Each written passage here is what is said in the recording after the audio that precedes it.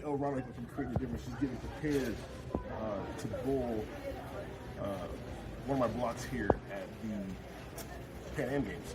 What I wanted to tell you is the importance of service prep. So basically, we're bowling on the exact same environment every day.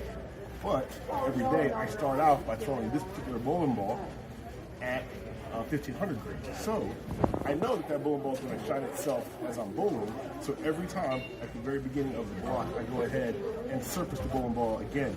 Put a fresh surface on it to allow myself to have that initial performance that I was getting beforehand. And every single block, I do that. And I just wipe off the excess like so.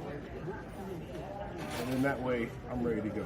Now here's the other thing. I've got some other bowling balls that have different surfaces as well. So I'm going to take the time and get those surfaces fresh too, because all bowling balls will get to about 4700 grit fairly quickly in as little as 2 to 3 games, depending on the surface of the bowling ball. So it's important to make sure that every time you're bowling, you're trying to get that consistent reaction, and you're bowling in an environment that's very repetitive from day after day to get the bowling balls back to their initial surface, so you can get the similar performance, a consistent performance, and hopefully be able to allow yourself to have whatever room for error that you've had or room for error that you may need to know when to change from ball to ball.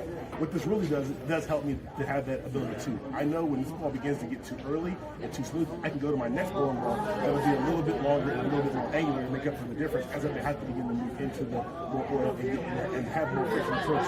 With that being said, I'm out of here. CEO Ronald, talk to you soon.